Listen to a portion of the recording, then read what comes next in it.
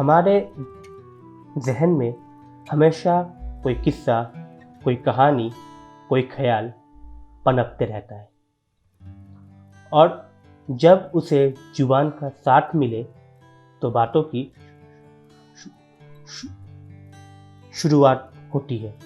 बातें जिससे हम अपने सोच को लफ्ज़ों के जरिए साझा करते हैं और इसी साझेदारी में दुनिया हमसे रूबरू होती है। लेकिन साझेदारी के इस दौर में मैं कहीं पीछे रह गया।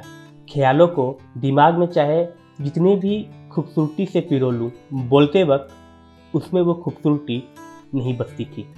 जो बातें आप और बाकी दूसरे लोग बड़ी आसानी से कह दिया करते थे, मुझे कुछ एक सेकेंड ज़्यादा ही लग जाता था। नतीजन मेरी बातें मुझ तक ही रह जाती थी, क्योंकि सामने वाला उतनी देरी में किसी और की ओर मुखातिब हो चुका रहता था। यानी कि इसे अगर आसान लफ्ज़ों में कहूँ तो मुझे हकलाने की दिक्कत है, स्टैमरिंग इश्यू। एग्जाम्पल अभी तक में आप लोग को मिल ही चुका होगा। 10 साल से ज़्यादा वक्त हो चुका है मुझे हकलाने की दिक्कत के साथ। इन 10 सालों में मैंने कुछ एक तरकीबें सीख ली है इसे छुपाने की, लेकिन कुछ एक मौके आते हैं जब मैं इसे छिपा नहीं पाता। कुछ एक मौके आते हैं जब मेरे ख्याल मुझ तक ही रह जाते हैं, क्योंकि मेरे लफ्ज़ों में वो बेबाकी नहीं रहती। मौके जब मुझे अपनी सोच किसी के साथ साझा करनी हो, मौके जब मुझे फिल्मों या किताबों के बारे में बात करनी हो, जब मैं ओवरली एक्साइटेड हो जाता हूँ, मौके जब मुझे अपनी कविता या कहानी सुनानी हो, क्योंकि मुझे पता है कि अगर मैं यहाँ हकलाया तो शायद मैं जो कहना चाहता था वो लोग समझ ना पाए। Theatre, dance, photography, story telling, ये सब वो चीज़ें थी जिसमें मुझे दिलचस्पी थी, जो मैं कभी काफ़ी शौक से किया करता था, जिनमें मैं अपने आप को पाता था। लेकिन हकलाने की डर की वजह से मैंने खुद को इन सब से काट लिया।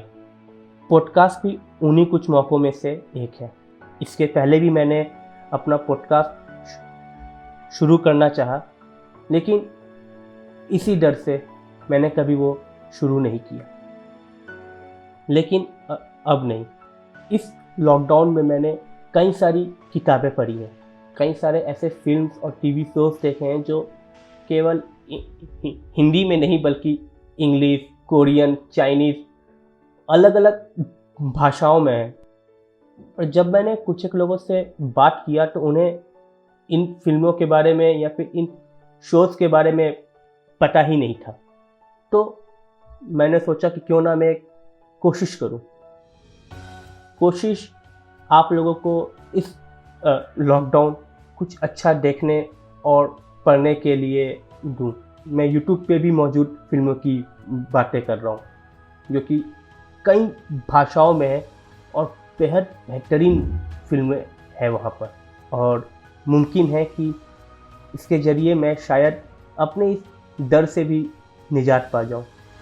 तो अपने पहले पॉडकास्ट के साथ मैं आ रहा हूँ इस फ्राइडे यानी 18 जून को। ये मेरी कोशिश है मेरे डर से निजात पाने की। क्या आप कोशिश करोगे सुनने की? Wendy's stammerer talks.